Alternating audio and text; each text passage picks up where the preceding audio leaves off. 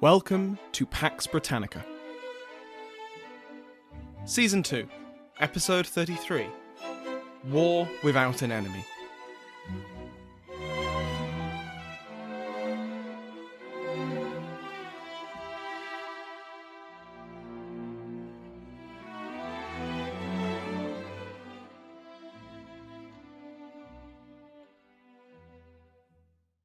Welcome back to Pax Britannica. I'm your host, Samuel Hume. Thank you to my House of Lords, which has just been joined by Danielle Furlick, Countess of Bothwell. Remember that every patron, regardless of rank, receives an RSS feed, which you can put in any podcast app to listen to the podcast ad-free. Just go to patreon.com/PaxBritannica to find out more. Last week, we covered the spring campaigns of 1643 of Sir Thomas Fairfax and Oliver Cromwell. Fairfax, serving under his father Lord Ferdinando Fairfax in Yorkshire, achieved an incredible victory over the royalist general Lord Goring. Fairfax had dodgy intel, Goring had twice the men and a defensive position in Wakefield. Fairfax emerged from the Battle of Wakefield with more than 1,400 prisoners, including Goring himself. For his part, Cromwell had far less flashy successes. A couple of minor sieges, and a skirmish with royalists where he too was outnumbered. But Cromwell learnt well from these experiences. Both Fairfax and Cromwell would soon become far more than just a couple of cavalry officers.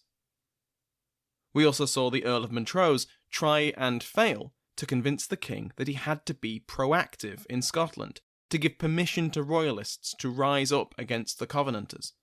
The Duke of Hamilton won that argument, urging peace and reconciliation with Edinburgh. We'll see how well that works out in good time. But first, back in England, Parliament was busy. On the 23rd of May, 1643, they finally did what Charles I had feared they'd do back before he fled London. The Commons drew up articles of impeachment to charge the Queen with high treason. The Queen was charged with conspiring with foreign powers, bringing arms into the kingdom, and levying war against the Parliament. That she'd done all of this on behalf of her husband, the king, and that treason was a crime against the king, was put aside. As we've seen with earlier impeachments, most notably with the Earl of Strafford, the strict definition of treason was no longer being applied by Parliament. Treason was no longer just a personal offence against the sovereign, but was becoming a more nebulous crime against the kingdom and people of England. The fact that she was queen was no defence. One MP, Henry Martin, told Parliament that they should not fear the dignity of her person, for he knew of no person so high, he accepted none, but was subject to the law. No one, no matter how highly placed, was immune to the law, and treason no longer just a crime against the person of the monarch? Well, that opens up the crazy idea that the king could be charged with treason. Imagine that. Henrietta Maria's popularity wasn't helped by her Catholicism.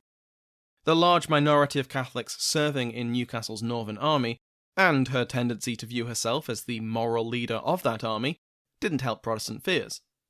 When her correspondence with the Earl of Antrim was captured along with the man himself, that just fanned the flames of conspiracy, which is understandable. Those letters contained actual conspiracy. Parliament duly summoned Henrietta Maria de Bourbon, Queen of England, Scotland and Ireland, to appear before them to answer the charges. Obviously, that wasn't going to happen, but there were forms to at least try and follow with these things. Though now I wonder if anyone genuinely thought she might. Anyway, in June, the Queen ended her stay in York and led her escort and the rest of her supplies down, not to London to appear before Parliament, but to Oxford to appear before her husband. She made it to Oxford without a problem, with royalist forces, including Prince Rupert of the Rhine, guarding her flanks against the parliamentarian forces which had been sent to intercept her. In the southwest, Sir Ralph Hopton finally broke out of Cornwall after months of campaigning. The Earl of Stamford, the parliamentary commander in the region, had received intelligence that Hopton was due to rendezvous with Prince Maurice. Stamford was determined to stop that happening, and to destroy the Royalist army in Cornwall and bring the county over to Parliament once and for all. He pulled every available man, horse and cannon into his army and marched into Cornwall. When Hopton learnt of this advance, he mustered what troops he could, his army was spread across the county, and marched to meet him. They met at Stratton, on the north coast of Cornwall. Hopton was outnumbered more than 2 to 1. Stamford's men were positioned in defensive earthworks atop a hill. Aware that more reinforcements were en route to join Stamford, and that his position would get even worse then, Hopton and his officers agreed to attack. At the Battle of Stratton, Hopton used the local knowledge of his officers to lead his men in a night march and attacked the Parliamentarian lines at 5 in the morning. They used one of Hopton's favourite tactics: multiple columns of troops converging from multiple directions. It was tricky to pull off. It required trust and cooperation among the officers. But when it worked, it could overwhelm the defender. The fighting went on for more than 10 hours. When his ammunition reserves began to run out around 3 in the afternoon, Hopton didn't tell his men. Instead, he ordered one final push, with his musketeers ordered to hold their fire until they reached the top of the hill. In the desperate fighting that followed, one of Stamford's sub-commanders was captured, and this was the final straw for the Parliamentarian morale. The line collapsed. Hopton had won. 300 Parliamentarians were killed, another 1,700 were captured, and 13 pieces of artillery were now in Royalist hands. Last week, when covering the Fairfax's capture of Wakefield, I quoted Ian Gentle's biography of Fairfax, where he stated, "No victory against such heavy odds was won by any other general during the whole Civil War." That might be true, but I think a case can be made for Hopton's victory at Stratton. In the aftermath of the battle, a large number of Parliamentarian soldiers managed to escape. Hopton was still awaiting the arrival of Stamford's reinforcements, and he didn't want them to appear as his men were eagerly chasing down prisoners. But aside from that, Hopton could feel very pleased with himself. Stratton had secured Cornwall for the king, and Stamford, humbled and facing accusations of incompetence, could only watch from Exeter's walls as Hopton marched across Devon and joined up with Prince Maurice on the 4th of June. Devon was still for Parliament, but the unified Hopton-Maurice force was 7,000 men strong, and in a position to do some real damage to the Western Association army commanded by Sir William the Conqueror Waller. We'll return to Hopton and Waller shortly. The Parliamentarian cause was struck with serious issues around this time. Some of this was personal. The Earl of Essex, Lord General of Parliament's armies, had been passive since his capture of Reading earlier in the year. Essex, ever proud, as listeners of the bonus content on his life will appreciate, didn't like the fact that his authority was being questioned by his subordinates, especially Waller and the Earl of Manchester, soon to be commander of the Eastern Association Army.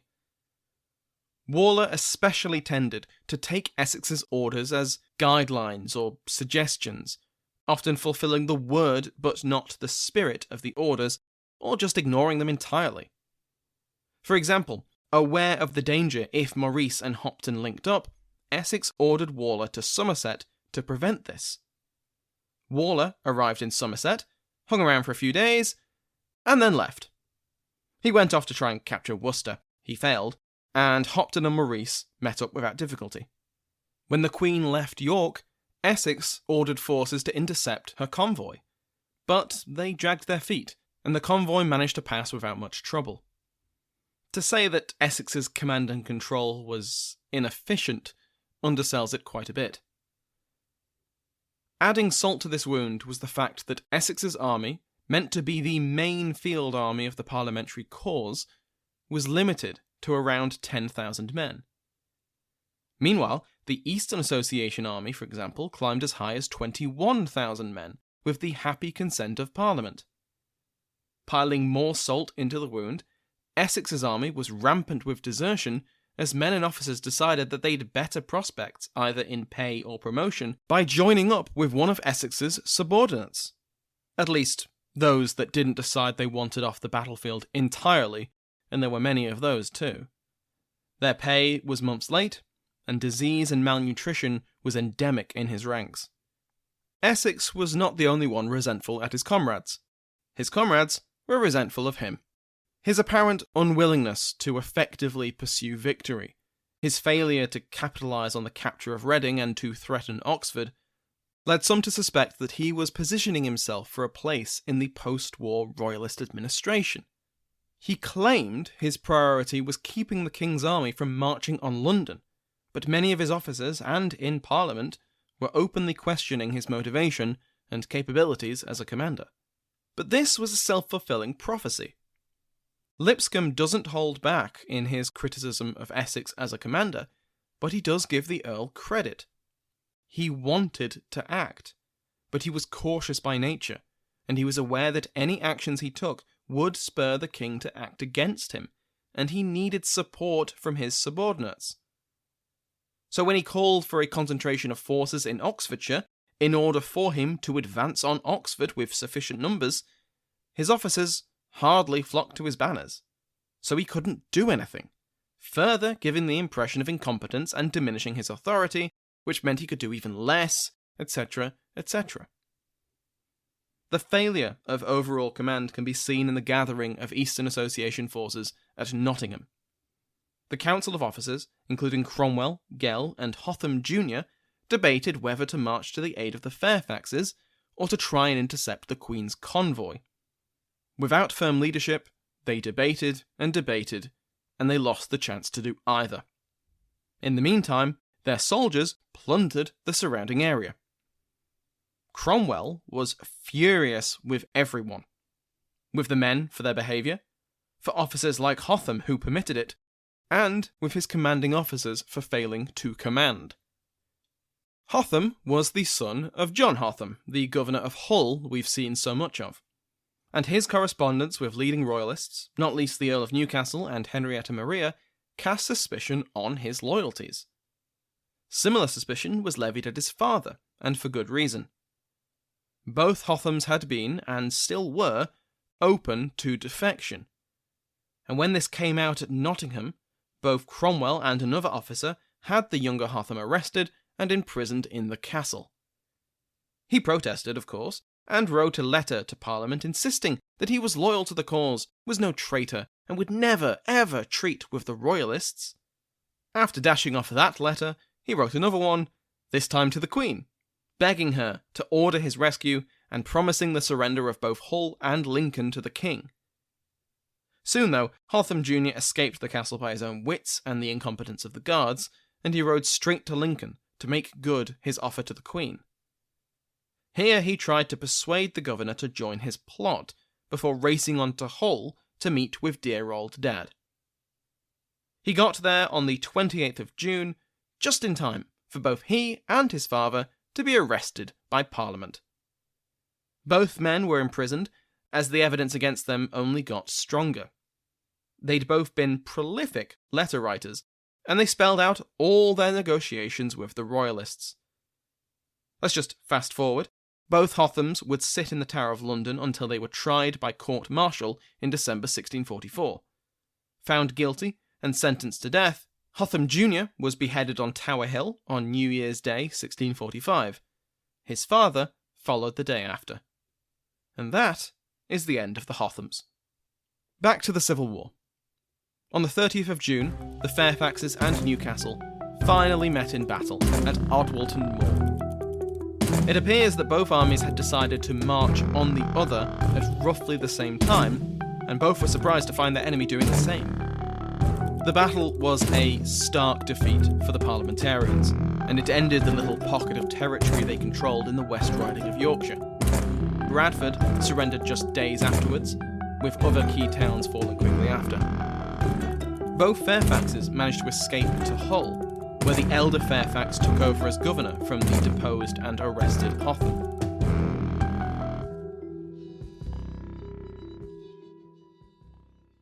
A few weeks earlier, on the 10th of June, Prince Rupert received intelligence that a large pay chest was escorted by parliamentarian cavalry, and he led 2,000 mostly mounted men to go and help the escorts carry it. He caught the escorts mostly unawares, though the wagon containing the money was successfully hidden. After taking more than 100 prisoners and accepting that the chest was gone, Rupert ordered a return to Oxford, but the rest of the parliamentary force chased them. The following skirmish was brutal. Again, we see Rupert's emotions get the better of him.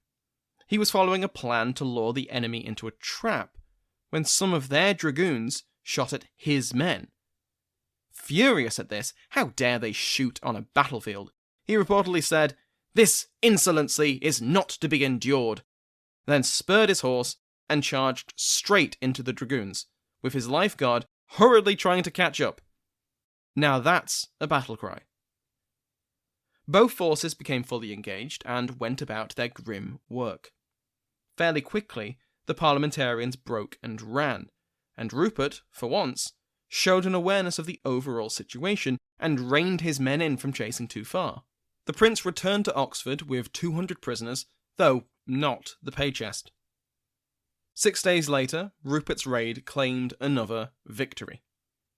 John Hampden, one of the greatest thorns in Charles's side, defendant in the Hampden ship money case, and now a leader of the parliamentarian cause, was shot by 2 musket balls in the fighting. He made it off the battlefield, but his wounds festered, and he died after almost a week of agony. The Royalists might have felt some grim satisfaction at the death of Hampden. He was, after all, both cause and example of the breakdown between king and parliament. But while it might not have seemed it, Hampden was a moderating influence on parliament. His loss, the silencing of his voice, would have serious ramifications. It goes without saying, but Rupert's raid did nothing to help Essex's reputation as a commander. And when it was followed a week later by another raid, this time very close to London itself, Parliament had had enough. John Pym, notorious arsehole, sent a letter to Essex making it very clear that his army's performance was just not good enough. Essex took these criticisms well, accepting their wisdom. What am I saying? No, he didn't. Of course he didn't. He offered his resignation. But Essex was not so out of favour that his resignation was wanted, and he probably knew that. Parliament rejected it out of hand, and began to pay attention to the Lord General's complaints. Pay was allocated to his men, new recruits and reinforcements were sent his way. Down in the southwest, Hopton and Maurice's unified force marched out of Devon and into Somerset. Hopton was chosen as the overall commander despite the difference in social rank. They needed the Cornish soldiers to stay on campaign outside of their home county, and their respect for Hopton was hoped to be enough to keep them. On the 12th of June, Hopton's scouts got into a skirmish with the troops of Sir William Waller. This was a moment of great personal difficulty for both Hopton and Waller, because they were friends. They'd served in the 30 Years' War as brothers in arms. They'd served in Parliament together. Now they found themselves on different sides. Neither relished the idea of killing each other in a civil war they didn't want to be fighting at all. Hopton wrote to Waller, apparently trying to use their friendship to avoid conflict. Waller's response is one of the most famous pieces of correspondence in the entire English Civil War. To my noble friend Sir Ralph Hopton at Wells. Sir, the experience I have of your worth, and the happiness I have enjoyed in your friendship, are wounding considerations when I look at this present distance between us. Certainly my affection to you is so unchangeable that hostility itself cannot violate my friendship, but I must be true wherein the cause I serve.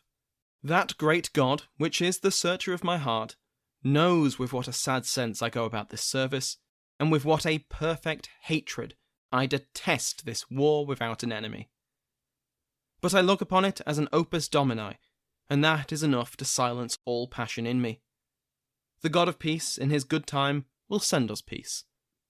In the meantime, we are upon the stage, and must act those parts that are assigned to us in this tragedy. Let us do so in a way of honour, and without personal animosities. Whatever the outcome, I will never willingly relinquish the title of your most affectionated friend, William Waller. The two armies, led by two friends, fought at the Battle of Lansdowne on the 5th of July. It was hard fought, but Hopton's royalists emerged victorious. It was a very costly victory. His infantry, spearheaded by his Cornish regiments, advanced up a hill into withering musket and cannon fire. By nightfall, hundreds of Hopton's soldiers lay dead, but in the darkness, Waller withdrew his army, and Lansdowne was, technically, a royalist victory. The next day, to really make Hopton regret ever leaving Cornwall, an ammunition cart in his camp exploded. Hopton and many of his officers had been inspecting a group of prisoners who were sat on the cart when one of them, who had a match for tobacco, lit it. Whether this was a moment of monumental stupidity or deliberate martyrdom is unknown. The man responsible was definitely not in a position to answer any questions. Several officers were killed outright, more were wounded, including Hopton. He was badly burnt, and he lost his sight, though only temporarily. For now, it was decided that after their casualties, and with the loss of most of their gunpowder, the army would march to Oxford. Waller had other ideas. When he heard the news of the royalist difficulties, and getting half blown up by your own supplies is definitely a difficulty, he gathered reinforcements and chased after the royalists. Waller caught up with Hopton on the 9th outside of Chippenham, and forced them to the town of Devizes. He formed up his army, and Hopton was left to call a council of war. Hopton must have been in agony, but he was conscious, though confined to a chair. It was agreed that Maurice would lead all their cavalry on a mad rush to Oxford to demand reinforcements from the king. Hopton would stay at Devizes and hold it with his infantry and artillery for as long as he could. The cavalry broke through the incomplete siege lines and escaped before the noose firmly tightened on the 11th. Waller sent his own messenger after them to get to Essex and request that he send a force to intercept the royalists. This message reached Essex far too late. By the time Maurice reached Oxford, he found that two separate parties had already been dispatched. One was a supply of ammunition, escorted by 600 cavalry, and another was a brigade of horse under Lord Wilmot. Maurice filled in the royalist command with the latest information, before setting off with even more reinforcements. Waller intercepted and captured the ammunition supply, and he taunted his friend with this news and begged him to surrender. Hopton delayed, dragging out the negotiations as long as he could, but Waller was no idiot, and he knew his friend, and he was well aware what he was doing. On the 12th of July, he ordered a full-scale assault on the town. The attack succeeded in driving the royalists away from their defences, and Waller prepared another attack for the next day to finish the job. But then, news arrived of the reinforcements, and Waller wouldn't get another chance. The Battle of Roundway Down was a decisive defeat for Waller and the Western Association Army. Waller's general of horse, Arthur Hazelrig, commanded one of the few armoured cavalry contingents on the Civil War battlefield. His fully armoured cuirassiers, nicknamed the Lobsters, charged into the royalist cavalry. Soon, however, the parliamentarian horse, who were using the Dutch formation, were overwhelmed by the wider flanks of the royalist Swedish formations, and they broke, fleeing down a steep slope and causing many of them to stumble and be crushed. They left their infantry behind, who now had to contend with the arrival of Hopton's infantry, who had left the safety of Devizes and now fell on them. Flanked and surrounded by the royalist cavalry, the infantry soon broke too, and the battle was over. In the aftermath of Roundway Down, Bath was abandoned by the parliamentarians, and Rupert was dispatched by Charles to go and seize Bristol for the king. Colonel Nathaniel Fiennes was its governor, and he rejected Rupert's demand to surrender out of hand. But Rupert noting the incomplete defences and the small garrison, ordered a full assault on the city walls. After a day of bombardment, the attack began on the 26th. It was brutal fighting, with multiple assaults failing with massive casualties. But once a foothold was gained, Fiennes viewed the situation as hopeless. Believing Essex's reinforcements to be too far away and, he said, wanting to preserve the lives of his men and the property of the city from further violence, he surrendered. Bristol fell to the king.